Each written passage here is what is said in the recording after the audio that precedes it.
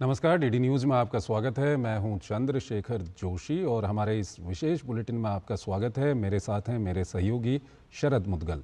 तो आइए शुरुआत करते हैं और सबसे पहले आपको दिखाते हैं इस वक्त की हेडलाइंस।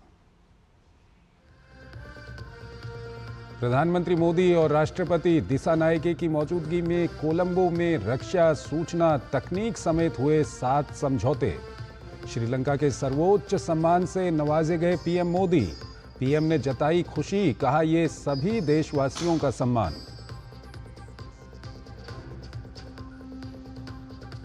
छत्तीसगढ़ दौरे पर अमित शाह बस्तर पंडुप 2025 उत्सव के समापन समारोह में हुए शामिल।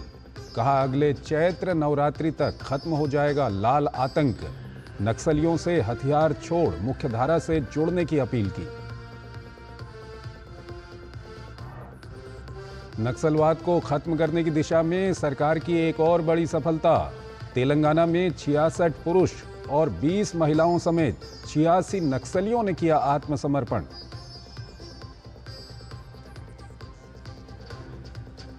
दिल्ली में आज से आयुष्मान भारत योजना लागू। केंद्र और दिल्ली सरकार के बीच हुआ करार। 60% केंद्र और 40% दिल्ली सरकार वहन करेगी इलाज का खर्च।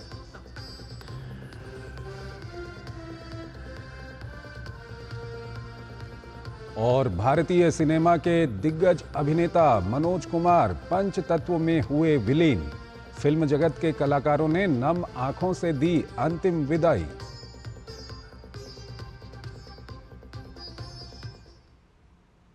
और आइए अब खबरों को विस्तार से देखते हैं और बात करते हैं प्रधानमंत्री नरेंद्र मोदी की श्रीलंका यात्रा की। प्रतिनिधिमंडल स्तर की वार्ता के बाद दोनों देशों के बीच समझौता ज्ञापन का आदान प्रदान हुआ। भारत श्रीलंका के बीच कुल 7 समझौते हुए, जिनमें रक्षा सहयोग के अलावा इलेक्ट्रॉनिक्स, डिजिटल, कृषि, ऊर्जा, स्वास्थ्य और दवा के क्षेत्र में ज्ञापन पर हस्ताक्षर हुए। ऊर्जा के क्षेत्र में भारत, श्रीलंका और यूएई के बीच एक समझौते पर हस्ताक्षर हुआ। प्रधानमंत्री ने कहा दोनों देशों के सुरक्षा हित साझा हैं। हमारे सुरक्षा हित समान है।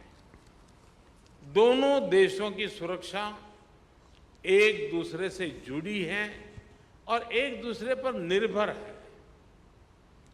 भारत के हितों के प्रति उनकी संवेदनाओं के लिए मैं राष्ट्रपति दिसानायक का आभारी हूं। रक्षा सहयोग में संपन्न किए गए महत्वपूर्ण समझौते का हम स्वागत करते हैं। कोलंबो सिक्योरिटी कॉन्क्लेव और हिंद महासागर में सुरक्षा सहयोग पर भी मिलकर काम करने के लिए सहमत है। दोनों नेताओं ने सामपुर सौर ऊर्जा परियोजना, एग्रीकल्चर वेयरहाउस और 5000 सोलर रूफटॉप का संयुक्त रूप से उद्घाटन किया। प्रधानमंत्री ने कहा भारत श्रीलंका का एक मित्र की तरह हर मुश्किल में साथ देता रहा है। भारत के नेबरहुड और सागर दोनों में श्रीलंका का महत्व है। भारत ने सबका साथ सबका विकास के विजन को अपनाया है।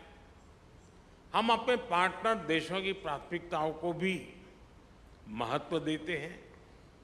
पिछले 6 महीनों में ही हमने $100 मिलियन से अधिक राशि के लोन को ग्रांट में बदला है। हमारी द्विपक्षीय डेट रिस्ट्रक्चरिंग एग्रीमेंट से श्रीलंका के लोगों को तत्काल सहायता और राहत मिलेगी।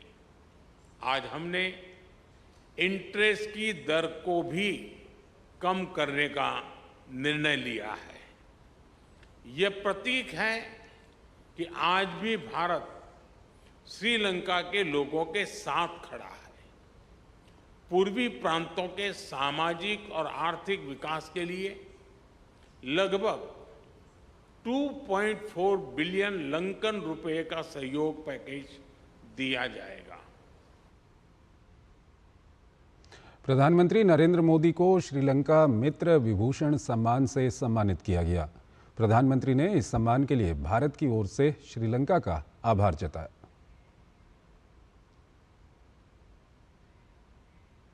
आज राष्ट्रपति दिशा नायक द्वारा श्रीलंका मित्र विभूषण से सम्मानित किया जाना मेरे लिए गौरव की बात है। यह सम्मान केवल मेरा सम्मान नहीं, बल्कि यह 140 करोड़ भारतीयों का सम्मान है। यह भारत और श्रीलंका के लोगों के बीच ऐतिहासिक संबंधों और गहरी मित्रता का सम्मान है। विदेश मंत्रालय ने पीएम की श्रीलंका यात्रा पर प्रेस कॉन्फ्रेंस की। विदेश सचिव विक्रम मिस्री ने कहा कि भारत और श्रीलंका के सुरक्षा हित आपस में जुड़े हुए हैं। उन्होंने कहा कि भारत श्रीलंका में आर्थिक सुधार और उन्नति के लिए सहयोग जारी रखेगा। It has reaffirmed India's stance of standing with the people of Sri Lanka as they continue on their journey of economic recovery and growth, and has also underlined the fact that the well-being and prosperity and security of both countries is interlinked, and that is something that has the imprint of both leaderships. विदेश सचिव ने बताया कि श्रीलंका के राष्ट्रपति साफ तौर पर कह चुके हैं कि श्रीलंकाई जमीन का उपयोग ऐसे किसी भी काम के लिए नहीं करने देंगे जो कि भारत के हितों को हानि पहुंचाए। One of the recurring themes in the discussions, and in fact I would say a point of really close convergence in the narratives from both sides has been a recognition of the completely interlinked nature of the security, the national security of Sri Lanka and India. And the President of Sri Lanka has both during his visit to Delhi and on this occasion and on several other occasions mentioned and stated very, very clearly that Sri Lankan territory will not be used or be allowed to be used in any manner that is inimical or detrimental to India's interests. और आइए अब दूसरी खबरों की ओर चलते हैं। केंद्रीय गृह मंत्री अमित शाह ने आज छत्तीसगढ़ का दौरा किया। अमित शाह ने बस्तर में मां दंतेश्वरी मंदिर में पूजा अर्चना की। इसके अलावा वो बस्तर पंडुम 2025 कार्यक्रम में भी शामिल हुए। जनजातीय कला और संस्कृति को अमिट पहचान दिलाने के लिए बस्तर पंडुम 2025 का आयोजन किया गया है। इस मौके पर केंद्रीय गृह मंत्री अमित शाह ने कहा कि अगले साल बस्तर पंडुप में देश भर के हर आदिवासी जिले के कलाकारों को हम यहां लाएंगे और इस कार्यक्रम के माध्यम से आदिवासी संस्कृति को पूरे विश्व में ले जाने का काम करेंगे। मैं मोदी जी का संदेश लेकर आया हूं। अगले साल बस्तर पंडुम यही नाम के साथ देश भर के हर आदिवासी जिले के कलाकारों को हम यहां लाएंगे। और इतना ही नहीं, ये बस्तर पंडुम को अंतर्राष्ट्रीय दर्जा देने के लिए भी दुनिया भर के जो राजदूत अपनी राजधानी में है, उसको बस्तर के हर जिले में ले जाकर हमारी परंपराओं को, हमारी संस्कृति को और आदिवासी बच्चों की कला को पूरे विश्व तक पहुंचाने का काम ये भारतीय जनता पार्टी की सरकार कर। इस अवसर पर अमित शाह ने सभी नक्सलियों से हथियार डालने का आग्रह किया। उन्होंने कहा कि समाज की मुख्यधारा से जुड़कर विकास यात्रा में सहभागी बने। बहनों, ये जमाना चला गया जब यहां पर गोलियां चलती थी, बम धमाके होते थे। मैं आज भी सभी जिनके हाथ में हथियार है वो और हथियार नहीं है वो सभी नक्सली भाइयों को विनती करने आया हूं, आप हथियार डाल दीजिए, मेन स्ट्रीम में आइए, आप हमारे अपने हैं। कोई भी नक्सली मारा जाता है, किसी को आनंद नहीं होता है। और विष्णुदेव जी और विजय जी ने घोषणा करी है, जो गांव हर नक्सली को सरेंडर कराएगा वो गांव को नक्सल मुक्त घोषित कर 1 करोड़ रुपया की विकास राशि हम देंगे। नक्सलवाद को खत्म करने पर सरकार की एक और बड़ी सफलता, तेलंगाना में 86 नक्सलियों ने हथियार डालकर आत्मसमर्पण किया। मिली जानकारी के मुताबिक भद्राद्री कोतागुडेम मल्टी जोन 1 के आईजी चंद्रशेखर रेड्डी के समक्ष कोठागुडेम के हेमचंद्रपुरम पुलिस मुख्यालय पहुंचकर 86 नक्सलियों ने आत्मसमर्पण किया है।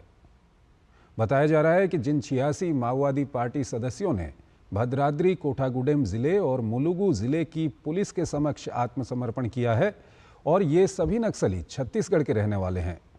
कुल 86 माओवादियों ने आत्मसमर्पण किया है, जिनमें 66 पुरुष और 20 महिलाएं शामिल हैं। आईजी चंद्रशेखर रेड्डी ने कहा कि इन माओवादियों ने तेलंगाना सरकार द्वारा चलाए जा रहे ऑपरेशन चेयुथा कार्यक्रम के तहत आत्मसमर्पण किया है। आत्मसमर्पण करने वालों को तत्काल सहायता के रूप में 25,000 रुपये दिए गए हैं। तमिलनाडु में देश के पहले वर्टिकल लिफ्ट होने वाले पंबन ब्रिज को तैयार किया गया है। रविवार को रामनवमी के दिन प्रधानमंत्री नरेंद्र मोदी इसका उद्घाटन करेंगे। केंद्रीय मंत्री अश्विनी वैष्णव ने पंबन ब्रिज को रेलवे के इतिहास में सबसे महत्वपूर्ण ब्रिजों में से एक बताया है। ये समुद्री जल में निर्मित पहला वर्टिकल लिफ्ट पुल होगा और ये तमिल इतिहास, तमिल संस्कृति और प्राचीन तमिल सभ्यता और तमिल भाषा के लिए सबसे महान वास्तुशिल्प चमत्कारों में से एक है। In the history of railways, this is going to be the first vertical lift bridge constructed in sea waters, and this is one of the greatest architectural marvels for the Tamil history, Tamil culture, and the ancient Tamil civilization and Tamil language. This is something very, very important for all of us. It will be inaugurated tomorrow by our Honorable Prime Minister.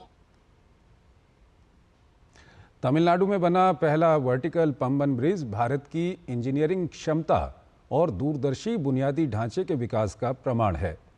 नया Pamban bridge न केवल क्षेत्र के सांस्कृतिक और ऐतिहासिक महत्व को भी संरक्षित करता है, ये काफ़ी महत्वपूर्ण है। हमारे संवाददाता अभिषेक सिंह ने वरिष्ठ DCM डिज़ाइन शिवा सुब्रमण्यम से खास बात की इस बारे में।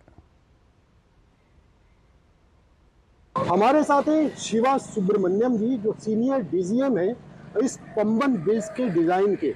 हम इनसे बात करते हैं। सर, दूरदर्शन न्यूज़ पे आपका बहुत बहुत स्वागत है। सबसे पहले इस पुल की, सर, नए ब्रिज की, नए पंबन ब्रिज की ज़रूरत क्यों पड़ी? See, this old bridge was constructed in 1914, and after the Gay Convention, lot of corrosion were noticed.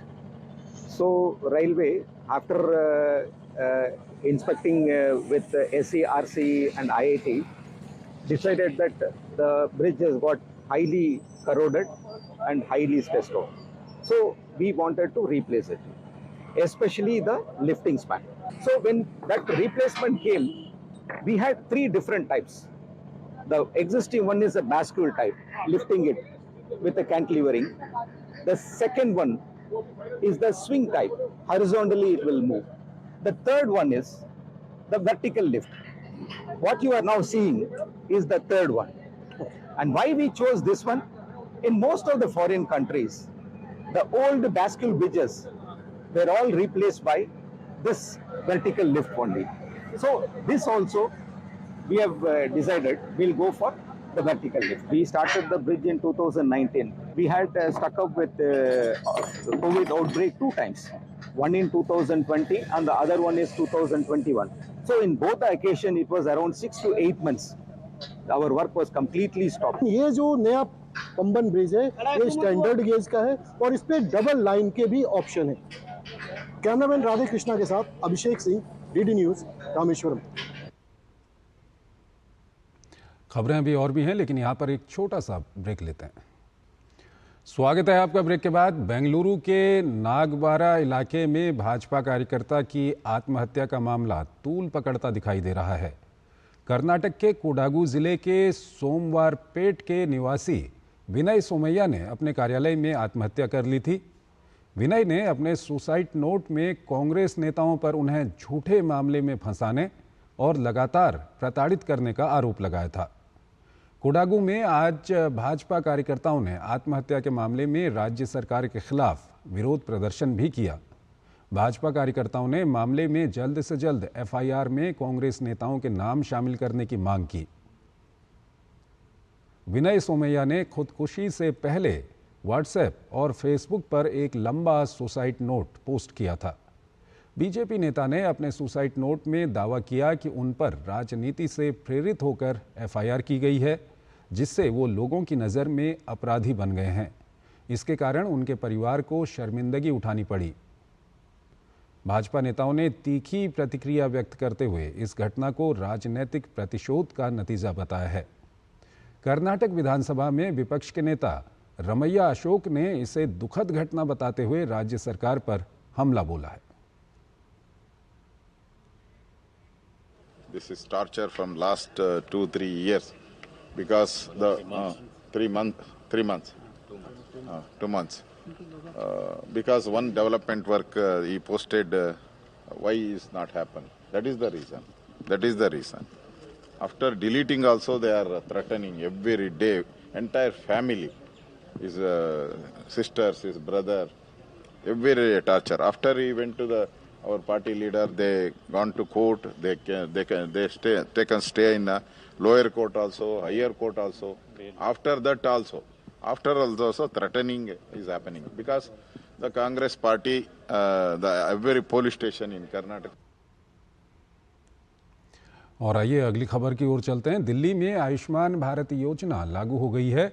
Ayushman Bharat प्रधानमंत्री जन आरोग्य योजना को दिल्ली में लागू करने के लिए शनिवार को केंद्र और दिल्ली सरकार के बीच एक समझौता हुआ। इस योजना के तहत निर्धारित इलाज के खर्च का 60% केंद्र और 40% दिल्ली सरकार वहन करेगी। दिल्ली में योजना लागू होने से लाभार्थियों को 5 लाख का सालाना स्वास्थ्य बीमा मिलेगा। साथ ही दिल्ली सरकार 5 लाख का अतिरिक्त टॉप अप भी देगी। इस मौके पर केंद्रीय स्वास्थ्य मंत्री जेपी नड्डा और दिल्ली की मुख्यमंत्री रेखा गुप्ता भी मौजूद रहीं।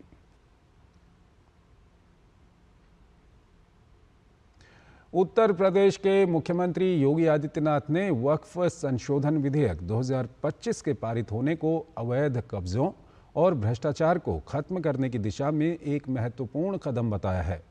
उन्होंने कहा कि प्रधानमंत्री नरेंद्र मोदी के नेतृत्व में वक्फ संशोधन विधेयक 2025 का पारित होना देशवासियों के लिए काफी लाभकारी है। वक्फ बोर्ड के नाम पर जमीनों पर कोई डकैती नहीं डाल सकता है, लूट खसोट नहीं हो सकती है, चौराहे की जमीनों पर कोई कब्जा नहीं कर सकता है। अब सार्वजनिक संपत्ति जो भी होगी, जो राजस्व की भूमि होगी, उसका उपयोग विद्यालय बनाने में, चिकित्सालय बनाने में, कॉलेज बनाने में, मेडिकल कॉलेज बनाने में, ऐसे बैराज बनाने में, गरीबों के लिए आवास बनाने में ही उसका उपयोग होगा। किसी बोर्ड के नाम पर लूट खसोट हमेशा के लिए लगाम लगाने का काम किया है। मैं इसके लिए प्रधानमंत्री मोदी जी का, गृह मंत्री अमित शाह जी का हृदय से आभार व्यक्त करता हूं।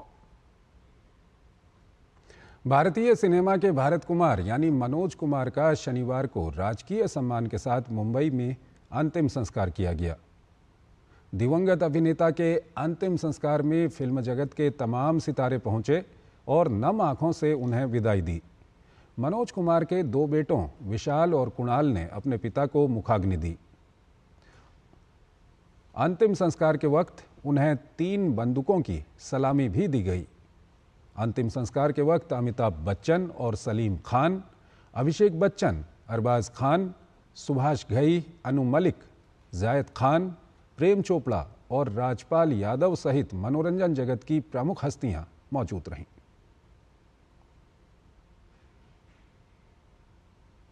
डीआरडीओ और भारतीय सेना ने 4 सफल उड़ान परीक्षण किए।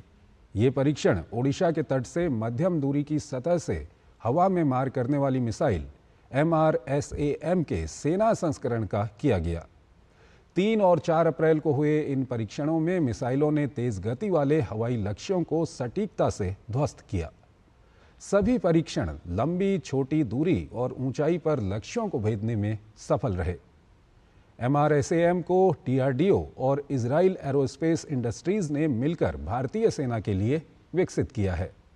रक्षा मंत्री राजनाथ सिंह ने सफलता पर बधाई दी और कहा कि इस परीक्षण से सीमा रक्षा में सेना की शक्ति में इजाफा होगा।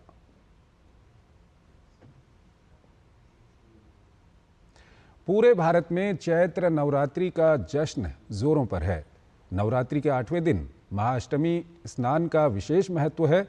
असम में इस दिन श्रद्धालु ब्रह्मपुत्र नदी के तट पर स्नान कर पुण्य प्राप्त करते हैं। डीडी न्यूज संवाददाता सुबीना रॉय ने डिब्रूगढ़ में ब्रह्मपुत्र नदी के तट पर स्नान कर रहे श्रद्धालुओं से बातचीत की। ब्रह्मपुत्र नदी के तट पे जहां की चैत्र नवरात्रि के 8वें दिन पे होता है महाअष्टमी स्नान और यहाँ पे भारी मेला लगा है और आप देख रहे हैं कि जैसे श्रद्धालुओं की भीड़ लगी है और वो यहाँ पे आज जो है स्नान करते हैं और इस स्नान का जो है बहुत ही ज्यादा महत्व है। जो आज ब्रह्मपुत्र में स्नान किया जाता है, जैसे कि हम गंगा में स्नान के बारे में सुना है, ब्रह्मपुत्र में क्यों स्नान किया जाता है आज को? आज नवरात्रि का 8वें दिन अष्टमी तिथि, महाअष्टमी तिथि। इस तिथि में जो हम लोग का ब्रह्मपुत्र में स्नान किया जाता है वो अशका अष्टमी रूप में तिथि में बोला जाता है। ये तिथि खूब शुभ मुहूर्त है। ये तिथि में माँ गंगा और ब्रह्मपुत्र 2 मिलित होकर एक नदी का पवित्र स्नान होता है।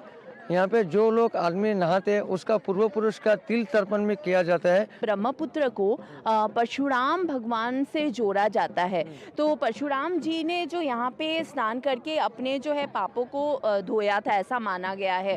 तो इससे भी क्या जुड़ा हुआ है ये स्नान? परशुराम जो पाप धोने के लिए जो नहाया था, वो नहाने से ब्रह्मकुंड, मातृकुंड, पितृकुंड 3 होता है। उसका जो मातृकुंड में जो उसका पाप का धोया है, इस मातृकुंड से ब्रह्मपुत्र का जो मिलित होता है, उस परशुराम के स्नान में भी वो स्नान मिलित हो जाता है। इसलिए जिसका भी वो जो पाप करता है, पितृपुरुष मातृपुरुष में जो कुल जनित पाप होते हैं, उस पाप का आज में विनाश हो जाता है। काफी भारी मेला लगा हुआ है। विभिन्न जगह आस पड़ोस के गांव से लोग आते हैं, यहाँ पे मेला बैठता है। गांव के जो प्रोडक्ट्स हैं वो वह भी मिलते हैं। डीडी के डिब्रूगढ़ टीम के साथ सुबीना रॉय, डीडी न्यूज। तो इस बुलेटिन में फिलहाल इतना ही। आप बने रहिए डीडी न्यूज के साथ। नमस्कार।